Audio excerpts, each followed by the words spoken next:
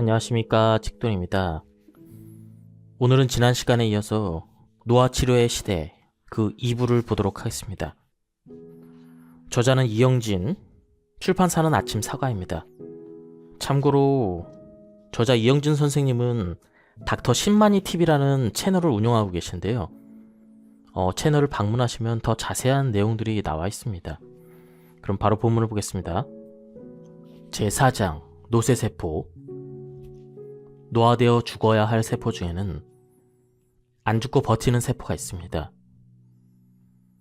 세포 분열을 멈춰서 성장은 하지 못하는 세포이며 증식 능력을 상실한 세포이면서도 또 사멸되지는 않고 살아있는 세포가 바로 노쇠세포입니다. 노쇠세포가 사멸되지 않고 살아있는 이유는 사멸되지 않는 스위치를 켜지게 하고 있기 때문이죠. 예를 들면 사멸세포를 막는 단백질이 늘어남으로 죽지 않고 살아남게 됩니다. 또한 노쇠세포가 암세포로 변하지 않도록 하는 암 억제 물질들도 사멸을 억제하는 기능이 있습니다. 세포가 노쇠세포로 되기 전까지 분열할 수 있는 횟수를 헤이플릭 한계라 부릅니다. 그리고 이 이후에 진행된 많은 연구에서 노쇠세포가 단순히 세포 분열만 멈추게 하는 게 아니라 여러 가지 염증과 노화의 가속을 일으킬 수 있는 주요 요소라는 사실이 밝혀졌습니다. 젊었을 때는 노쇠세포가 숫자도 적고 면역 기능도 좋게 하므로 노쇠세포가 생기더라도 대개는 제거됩니다. 그러나 나이가 들면 노쇠세포의 숫자는 점점 더 많아지고 이를 제거해야 될 면역세포의 기능은 점차 줄어듭니다. 20살까지의 젊은 나이에서는 노쇠세포의 숫자 비율은 매우 낮습니다. 게다가 면역 기능도 좋아지므로 노쇠세포가 생기더라도 대개 제거됩니다. 그러다가 나이가 들면 노쇠세포의 숫자는 점점 많아집니다. 40대가 되면 전체 세포의 5%에 이르고 50세 이후에는 매년 0.5%씩 늘어나 70에서 80세가 되면 20%까지도 늘어난다는 보고가 있습니다. 반면에 이를 제거해야 될 면역세포의 기능은 점차 줄어들게 됩니다. 일반적으로 노쇠세포는 면역 감시로 제거 대상이 됩니다. 그러나 새로 생성되는 노쇠세포의 속도가 면역세포에 따른 제거 속도를 초과하지 않는 인계값에 도달하면, 특히 면역 기능이 저하될 때 노쇠세포가 조직에 축적됩니다. 이러한 축적은 장기와 조직의 기능장애를 초래하며 만성질환으로 이어질 가능성이 있습니다. 타세틴은 잠재적인 노쇠세포 제거제로 노화세포 축적의 부담을 줄여 면역체계가 노화세포 축적을 효과적으로 통제하고 예방할 수 있도록 도와줍니다. 이를 통해 만성질환의 발병과 진행을 지연시킬 가능성이 있습니다. 노쇠세포에서 분비하는 염증성 물질은 처음에는 조직의 회복 반응을 돕는 것이 일반적이지만 나이가 들고 면역 기능이 차차 줄어들면 만성염증을 유발하는 부정적 영향을 미치는 요인으로 변하게 됩니다. 게다가 노쇠세포가 분비하는 염증성 물질로 만성염증이 지속되면 주변의 정상세포들도 노쇠세포로 변합니다. 그래서 좀비세포라는 별명을 붙였습니다. 다음은 노쇠세포가 생기는 원인입니다. 먼저 내적 요인입니다. DNA 손상 및 DNA 복구 결함입니다. 세포는 늘 손상됩니다. 또한 이를 복구하는 과정을 평생 반복합니다. 우리가 평생 살면서 늘 다치고 회복하는 것과 마찬가지입니다. 특히 DNA의 손상은 세포의 건강을 결정짓는 중요한 요인입니다. 손상이 많아지면 세포는 손상을 감지하고 더 이상 분열하지 않으려는 상태로 전환되므로 노쇠세포가 됩니다. 또한 손상이 적더라도 DNA 복구가 실패했을 때도 노쇠세포가 생성됩니다. 텔로미어 길이 변화 또는 손상. 나이가 들어 길이가 짧아지거나 길이가 짧지 않더라도 손상이 축적된 세포는 노쇠세포가 됩니다. 암 유전자의 활성화. 암 유전자가 비정상적으로 활성화되면 세포의 노쇠화로 이어질 수가 있습니다. 이는 암의 초기 단계와도 연관이 있으며 노쇠세포의 축적을 가속합니다. 후속 유전적인 변화. DNA 유전자 자체는 변하지 않지만 생활습관이나 환경 요인으로 특정 유전자가 켜지거나 꺼지는 것을 말합니다. 예를 들면 나쁜 생활습관이나 오염된 환경에 오래 노출되면 특정 DNA에 메틸기가 추가되어서 원래 DNA 기능이 바뀌게 됩니다. 이러한 변화는 세포의 기능을 크게 변화시킬 수 있으며 세포가 노쇠해지는 결과를 초래할 수가 있습니다. 산화 스트레스 및 미토콘드리아 기능 저하. 나이가 들면서 미토콘드리아의 기능이 줄어들면 에너지가 덜 만들어지므로 신체 기능이 떨어지고 산화 스트레스가 늘어납니다.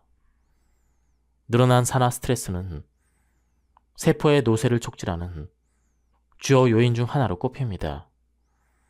산화 스트레스 지수를 낮추는 항산화 물질이 항노화 기능을 하는 이유는 이것 때문입니다. 만성염증. 노쇠세포는 염증성 분비물을 분비하여 주변의 건강한 세포들까지 노쇠 상태로 만듭니다. 실제로 만성염증이 지속되는 사람에게 노쇠세포가 더 많이 생깁니다. 다음은 외적인 요인입니다. 흡연과 환경오염과 독소, 그리고 과도한 열량 섭취와 고혈당 비만. 고혈당 식단은 대사 스트레스를 유발하며 고혈당과 비만까지 생기면 노쇠세포의 생성 속도가 더욱더 빨라집니다. 열량을 적게 섭취하는 소식이 건강 수명을 연장하는 것도 노쇠세포의 생성과 축적을 억제하기 때문입니다. 바이러스 감염. 세포의 유전자 안정성을 훼손하거나 염증 반응을 유도하여 노쇠세포의 형성을 가속화합니다. 대표적인 바이러스는 면역 결핍 바이러스와 헤르페스 바이러스입니다. 자외선과 방사선 노출, 그리고 운동 부족과 자식 생활, 이러한 요인들입니다. 하지만 노쇠세포는 이로울 때도 있습니다. 손상된 세포가 노쇠세포로 전환되면 손상이 퍼지지 않고 국소화되어서 조직의 재생과 치유를 돕습니다. 또 암으로 발전하지 않도록 막아주죠. 이는 일종의 생존 메커니즘으로 손상된 세포가 무분별하게 증식하며 암세포로 발전하는 것을 방지하는 중요한 역할을 합니다. 노쇠세포가 면역세포를 유인하여 자신을 제거하도록 돕는 항암 기전으로 진화한 것으로 여겨지죠. 첫 번째 기능으로는 암 예방을 가능하게 합니다. 세포 DNA가 돌연변이 또는 손상되면 암세포로 변할 가능성이 큽니다. 이런 경우에 세포의 성장을 멈추게 하여 노쇠세포로 전환시키면 해당 세포가 암세포로 바뀌는 것을 막을 수가 있습니다. 즉, 노쇠세포는 생존을 위해 암 발생을 억제하는 방어 메커니즘 장치인 셈이죠. DNA가 암세포가 되기 전에 노쇠 상태로 들어가서 세포의 주기를 멈추게 함으로써 종양 형성을 방지할 수가 있습니다. 이는 암 예방에서 매우 중요한 방어 기전으로 작용합니다. 둘째, 조직 재생과 상처 치유에 이바지합니다. 2013년 연구에 따르면 노쇠세포는 조직의 회복 초기 단계에서 중요한 역할을 한다고 밝혀졌습니다. 손상된 조직을 신속히 제거하고 면역 시스템을 활성화해서 치유 과정을 촉진하는 것이죠. 노쇠세포는 면역세포를 해당 부위로 유인하고 염증 반응을 일으켜 손상된 조직을 제거하도록 돕습니다. 이러한 과정은 특히 피부나 간에 중요한 이런 장기에서 재생이 필요할 때 중요한 역할을 하죠. 이 경우 노쇠세포에서는 염증성 사이토카인을 분비하여 면역세포들이 모여들게 하며 성장인자도 분비하며 손상된 조직의 재생을 돕습니다. 이러한 노쇠세포는 일정 시간이 지나면 면역세포가 제거하며 그동안 손상된 부위의 회복을 촉진하는 역할을 합니다. 다음은 노쇠세포 제거 효과가 있는 생활 습관들입니다. 노쇠세포를 제거하는데 좋은 생활 습관들도 매우 중요합니다. 일주일에서 3회에서 5회 유산소 운동, 일주일에 3회에서 5회, 회당 30분에서 60분의 유산소 운동은 세포가 노쇠 상태로 전환되는 것을 방지합니다. 여러 임상 연구에서는 규칙적인 유산소 운동을 5개월에서 3개월 시행한 결과 노쇠한 면역세포에서 증가하는 단백질인 P16 수치가 30% 감소했습니다. 또한 고령의 과체중 여성의 넓적다리의 지방 조직 내에서 노화세포 수가 줄어들었습니다. 그 다음으로는 충분한 수면입니다. 충분한 수면은 만성염증을 줄이고 노쇠세포 축적을 예방합니다. 한 연구에서는 하루 6시간 미만으로 수면을 취한 그룹이 7시간에서 8시간 충분히 잔 그룹보다 염증 반응 수치가 평균 25% 높게 나왔습니다. 이는 수면 부족이 노쇠세포의 축적에 직접적인 영향을 미칠 수 있음을 시사합니다. 특히 노인에게서는 수면 부족이 단 하루만 지속되어도 혈액속 노쇠세포에서 증가하는 단백질의 수치, 좀비세포가 분비하는 물질이 늘어납니다. 장기간 불면증이 있는 여성의 혈액에는 충분한 수면을 하는 여성보다 노화된 면역세포가 많았습니다. 다음은 체중관리입니다. 과체중과 비만은 노쇠세포 축적의 주요 요인 중 하나입니다. BMI 지수가 25 이상인 과체중 그룹에서는 노쇠세포 축적 시에 증가하는 단백질 지표가 정상 체중 그룹보다 40% 더 높게 나타났죠. 체중 관리는 노쇠세포 축적을 막는데 매우 중요한 역할을 합니다. 다음은 스트레스 관리입니다. 만성 스트레스는 노쇠세포와 염증 수준을 증가시킵니다. 연구에 따르면 만성 스트레스를 효과적으로 관리하지 않으면 노쇠세포 관련 지표와 염증 수준이 20% 이상 증가할 수가 있습니다. 명상이나 요가, 심호흡 등 스트레스 관리 기법은 이를 완화하는 데 도움을 줍니다. 다음은 노쇠세포 제거 효과가 있는 생활 습관들입니다. 먼저 열량 제한입니다. 흔히 소식이라 불리는 열량 제한은 균형된 영양소는 유지하면서 최소한의 열량을 섭취하는 식사입니다. 동물 실험에서는 이미 오래전부터 노화를 늦추고 수명을 연장하는 것이 증명되었으며 인간을 대상으로 한 임상에서도 노화세포의 수를 줄일 수 있음을 보여주었습니다. 열량 제한 시기를 구체적으로 실천하기 위한 식사법 중에서 노쇠세포 제거에 효과가 있는 그 방법은 간헐적 단식과 케톤 식이법입니다. 간헐적 단식은 세포가 스스로 노폐물을 처리하는 자가포식 과정을 활성화해서 노쇠세포를 제거합니다. 자가포식은 다음 장에서 별도로 자세히 설명하겠습니다.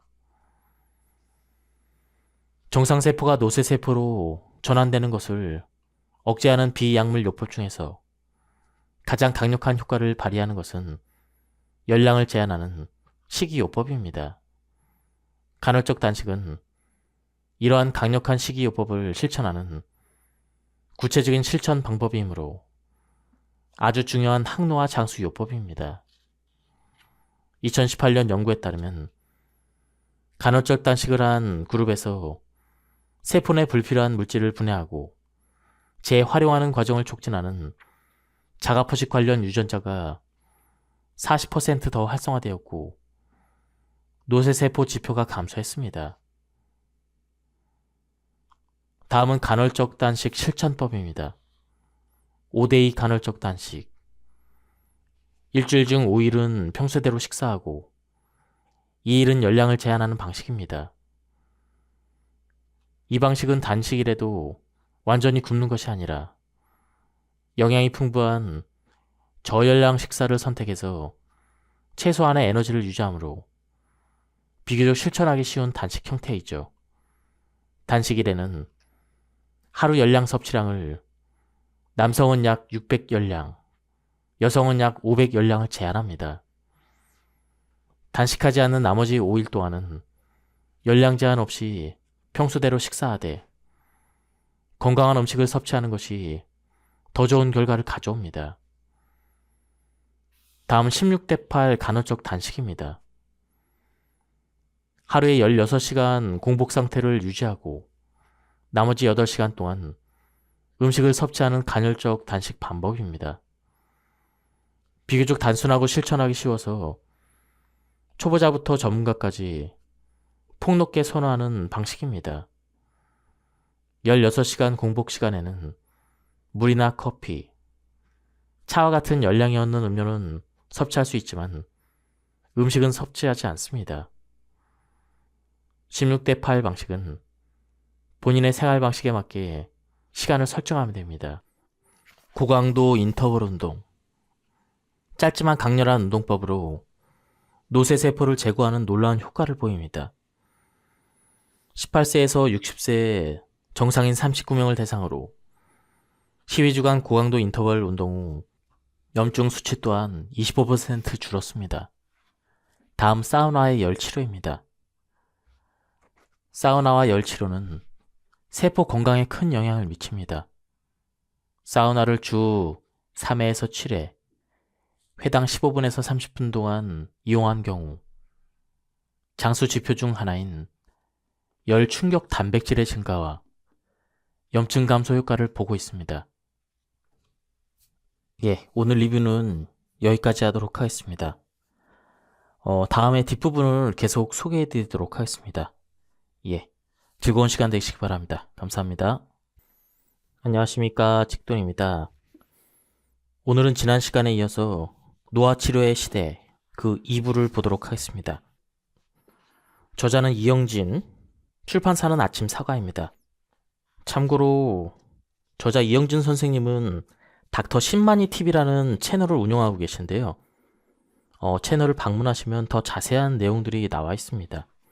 그럼 바로 본문을 보겠습니다. 제4장 노쇠세포. 노화되어 죽어야 할 세포 중에는 안 죽고 버티는 세포가 있습니다. 세포 분열을 멈춰서 성장은 하지 못하는 세포이며 증식 능력을 상실한 세포이면서도 또 사멸되지는 않고 살아있는 세포가 바로 노쇠세포입니다. 노쇠세포가 사멸되지 않고 살아있는 이유는 사멸되지 않는 스위치를 켜지게 하고 있기 때문이죠.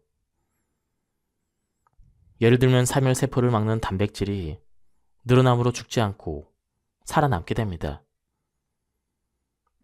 또한 노쇠세포가 암세포로 변하지 않도록 하는 암 억제 물질들도 사멸을 억제하는 기능이 있습니다. 세포가 노쇠세포로 되기 전까지 분열할 수 있는 횟수를 헤이플릭 한계라 부릅니다. 그리고 이 이후에 진행된 많은 연구에서 노쇠세포가 단순히 세포 분열만 멈추게 하는 게 아니라 여러 가지 염증과 노화의 가속을 일으킬 수 있는 주요 요소라는 사실이 밝혀졌습니다. 젊었을 때는 노쇠세포가 숫자도 적고 면역 기능도 좋게 하므로 노쇠세포가 생기더라도 대개는 제거됩니다. 그러나 나이가 들면 노쇠세포의 숫자는 점점 더 많아지고 이를 제거해야 될 면역세포의 기능은 점차 줄어듭니다. 20살까지의 젊은 나이에서는 노쇠세포의 숫자 비율은 매우 낮습니다. 게다가 면역 기능도 좋아지므로 노쇠세포가 생기더라도 대개 제거됩니다. 그러다가 나이가 들면 노쇠세포의 숫자는 점점 많아집니다. 40대가 되면 전체 세포의 5%에 이르고 50세 이후에는 매년 0.5%씩 늘어나 70에서 80세가 되면 20%까지도 늘어난다는 보고가 있습니다. 반면에 이를 제거해야 될 면역세포의 기능은 점차 줄어들게 됩니다. 일반적으로 노쇠세포는 면역 감시로 제거 대상이 됩니다. 그러나 새로 생성되는 노쇠세포의 속도가 면역세포에 따른 제거 속도를 초과하지 않는 인계값에 도달하면, 특히 면역 기능이 저하될 때 노쇠세포가 조직에 축적됩니다. 이러한 축적은 장기와 조직의 기능장애를 초래하며 만성질환으로 이어질 가능성이 있습니다. 타세틴은 잠재적인 노쇠세포 제거제로 노화세포 축적의 부담을 줄여 면역체계가 노화세포 축적을 효과적으로 통제하고 예방할 수 있도록 도와줍니다. 이를 통해 만성질환의 발병과 진행을 지연시킬 가능성이 있습니다. 노쇠세포에서 분비하는 염증성 물질은 처음에는 조직의 회복 반응을 돕는 것이 일반적이지만 나이가 들고 면역 기능이 차차 줄어들면 만성 염증을 유발하는 부정적 영향을 미치는 요인으로 변하게 됩니다. 게다가 노쇠세포가 분비하는 염증성 물질로 만성 염증이 지속되면 주변의 정상 세포들도 노쇠세포로 변합니다. 그래서 좀비세포라는 별명을 붙였습니다. 다음은 노쇠세포가 생기는 원인입니다. 먼저 내적 요인입니다. DNA 손상 및 DNA 복구 결함입니다. 세포는 늘 손상됩니다. 또한 이를 복구하는 과정을 평생 반복합니다. 우리가 평생 살면서 늘 다치고 회복하는 것과 마찬가지입니다. 특히 DNA의 손상은 세포의 건강을 결정짓는 중요한 요인입니다. 손상이 많아지면 세포는 손상을 감지하고 더 이상 분열하지 않으려는 상태로 전환되므로 노쇠세포가 됩니다. 또한 손상이 적더라도 DNA 복구가 실패했을 때도 노쇠세포가 생성됩니다. 텔로미어 길이 변화 또는 손상.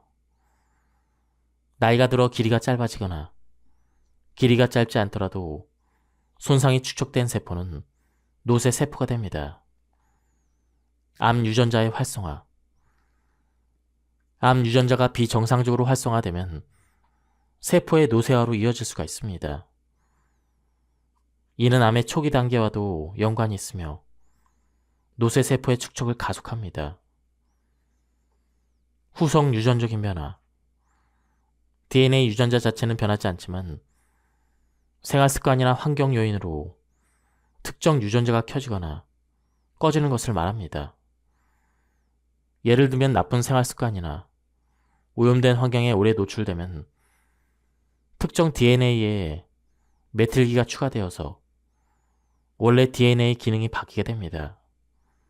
이러한 변화는 세포의 기능을 크게 변화시킬 수 있으며 세포가 노쇠해지는 결과를 초래할 수가 있습니다. 산화 스트레스 및 미토콘드리아 기능 저하. 나이가 들면서 미토콘드리아의 기능이 줄어들면 에너지가 덜 만들어지므로 신체 기능이 떨어지고 산화 스트레스가 늘어납니다. 늘어난 산화 스트레스는 세포의 노쇠를 촉진하는 주요 요인 중 하나로 꼽힙니다. 산화 스트레스 지수를 낮추는 항산화 물질이 항노화 기능을 하는 이유는 이것 때문입니다. 만성염증. 노쇠 세포는 염증성 분비물을 분비하여 주변의 건강한 세포들까지 노쇠 상태로 만듭니다. 실제로 만성염증이 지속되는 사람에게 노쇠 세포가 더 많이 생깁니다. 다음은 외적인 요인입니다. 흡연과 환경오염과 독소, 그리고 과도한 열량 섭취와 고혈당 비만. 고혈당 식단은 대사 스트레스를 유발하며 고혈당과 비만까지 생기면 노쇠 세포의 생성 속도가 더욱더 빨라집니다. 열량을 적게 섭취하는 소식이 건강 수명을 연장하는 것도 노쇠 세포의 생성과 축적을 억제하기 때문입니다. 바이러스 감염. 세포의 유전자 안정성을 훼손하거나 염증 반응을 유도하여 노쇠 세포의 형성을 가속화합니다. 대표적인 바이러스는 면역 결핍 바이러스와 헤르페스 바이러스입니다. 자외선과 방사선 노출, 그리고 운동 부족과 자식 생활, 이러한 요인들입니다. 하지만 노쇠 세포는 이로울 때도 있습니다.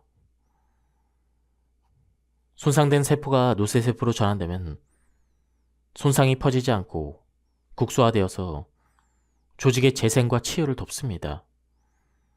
또 암으로 발전하지 않도록 막아주죠. 이는 일종의 생존 메커니즘으로 손상된 세포가 무분별하게 증식하며 암세포로 발전하는 것을 방지하는 중요한 역할을 합니다. 노쇠세포가 면역세포를 유인하여 자신을 제거하도록 돕는 항암 기전으로 진화한 것으로 여겨지죠. 첫 번째 기능으로는 암 예방을 가능하게 합니다. 세포 DNA가 돌연변이 또는 손상되면 암세포로 변할 가능성이 큽니다. 이런 경우에 세포의 성장을 멈추게 하여 노쇠세포로 전환시키면 해당 세포가 암세포로 바뀌는 것을 막을 수가 있습니다. 즉, 노쇠세포는 생존을 위해 암 발생을 억제하는 방어 메커니즘 장치인 셈이죠. DNA가 암세포가 되기 전에 노쇠 상태로 들어가서 세포의 주기를 멈추게 함으로써 종양 형성을 방지할 수가 있습니다. 이는 암 예방에서 매우 중요한 방어 기전으로 작용합니다. 둘째, 조직 재생과 상처 치유에 이바지합니다. 2013년 연구에 따르면 노쇠 세포는 조직의 회복 초기 단계에서 중요한 역할을 한다고 밝혀졌습니다. 손상된 조직을 신속히 제거하고 면역 시스템을 활성화해서 치유 과정을 촉진하는 것이죠. 노쇠 세포는 면역 세포를 해당 부위로 유인하고 염증 반응을 일으켜 손상된 조직을 제거하도록 돕습니다. 이러한 과정은 특히 피부나 간에 중요한 이런 장기에서 재생이 필요할 때 중요한 역할을 하죠. 이 경우 노쇠 세포에서는 염증성 사이토카인을 분비하여 면역 세포들이 모여들게 하며 성장인자도 분비하여 손상된 조직의 재생을 돕습니다. 이러한 노쇠 세포는 일정 시간이 지나면 면역 세포가 제거하며 그동안 손상된 부위의 회복을 촉진하는 역할을 합니다. 다음은 노쇠 세포 제거 효과가 있는 생활 습관들입니다. 노쇠 세포를 제거하는데 좋은 생활 습관들도 매우 중요합니다.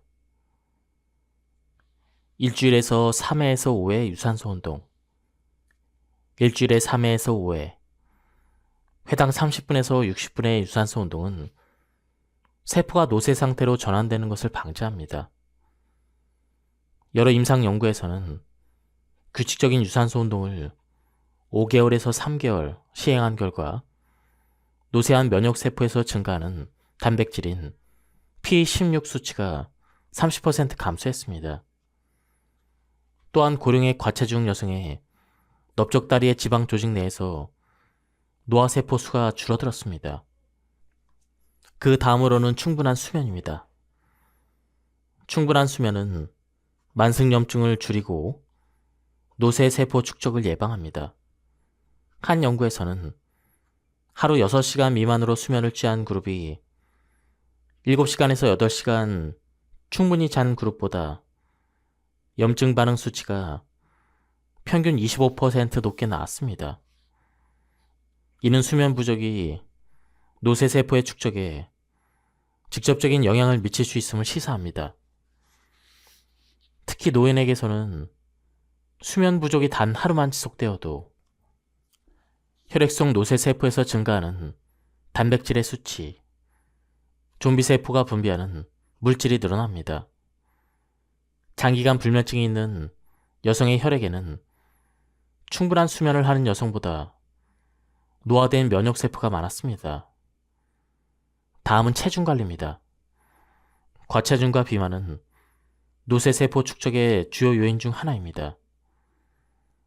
BMI 지수가 25 이상인 과체중 그룹에서는 노쇠세포 축적 시에 증가하는 단백질 지표가 정상 체중 그룹보다 40% 더 높게 나타났죠. 체중 관리는 노쇠세포 축적을 막는데 매우 중요한 역할을 합니다. 다음은 스트레스 관리입니다. 만성 스트레스는 노쇠세포와 염증 수준을 증가시킵니다. 연구에 따르면 만성 스트레스를 효과적으로 관리하지 않으면 노쇠세포 관련 지표와 염증 수준이 20% 이상 증가할 수가 있습니다. 명상이나 요가, 심호흡 등 스트레스 관리 기법은 이를 완화하는 데 도움을 줍니다. 다음은 노쇠세포 제거 효과가 있는 생활 습관들입니다. 먼저 열량 제한입니다. 흔히 소식이라 불리는 열량 제한은 균형된 영양소는 유지하면서 최소한의 열량을 섭취하는 식사입니다. 동물 실험에서는 이미 오래전부터 노화를 늦추고 수명을 연장하는 것이 증명되었으며 인간을 대상으로 한 임상에서도 노화세포의 수를 줄일 수 있음을 보여주었습니다. 열량 제한 시기를 구체적으로 실천하기 위한 식사법 중에서 노쇠세포 제거에 효과가 있는 그 방법은 간헐적 단식과 케톤 식이법입니다. 간헐적 단식은 세포가 스스로 노폐물을 처리하는 자가포식 과정을 활성화해서 노쇠세포를 제거합니다. 자가포식은 다음 장에서 별도로 자세히 설명하겠습니다. 정상세포가 노쇠세포로 전환되는 것을 억제하는 비약물 요법 중에서 가장 강력한 효과를 발휘하는 것은 열량을 제한하는 식이요법입니다. 간헐적 단식은 이러한 강력한 식이요법을 실천하는 구체적인 실천 방법이므로 아주 중요한 항노화 장수 요법입니다. 2018년 연구에 따르면 간헐적 단식을 한 그룹에서 세포 내 불필요한 물질을 분해하고 재활용하는 과정을 촉진하는 자가포식 관련 유전자가 40% 더 활성화되었고 노쇠세포 지표가 감소했습니다. 다음은 간헐적 단식 실천법입니다. 5대2 간헐적 단식. 일주일 중 5일은 평소대로 식사하고 2일은 열량을 제한하는 방식입니다. 이 방식은 단식이라도 완전히 굶는 것이 아니라 영양이 풍부한 저열량 식사를 선택해서 최소한의 에너지를 유지하므로 비교적 실천하기 쉬운 단식 형태이죠. 단식일에는 하루 열량 섭취량을 남성은 약 600열량, 여성은 약 500열량을 제한합니다. 단식하지 않는 나머지 5일 동안은 열량 제한 없이 평소대로 식사하되 건강한 음식을 섭취하는 것이 더 좋은 결과를 가져옵니다. 다음은 16대8 간헐적 단식입니다. 하루에 16시간 공복 상태를 유지하고 나머지 8시간 동안 음식을 섭취하는 간헐적 단식 방법입니다. 비교적 단순하고 실천하기 쉬워서 초보자부터 전문가까지 폭넓게 선호하는 방식입니다.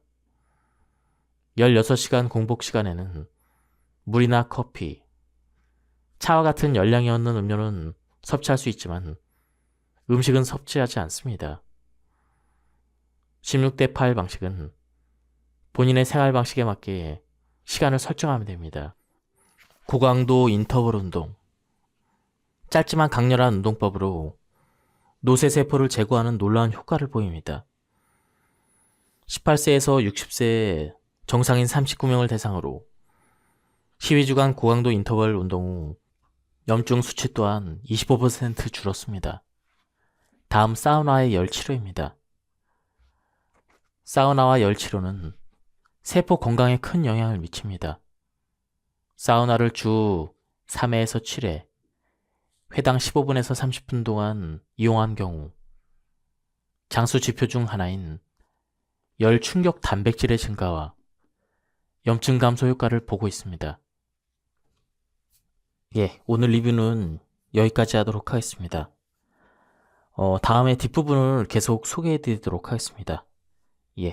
즐거운 시간 되시기 바랍니다. 감사합니다.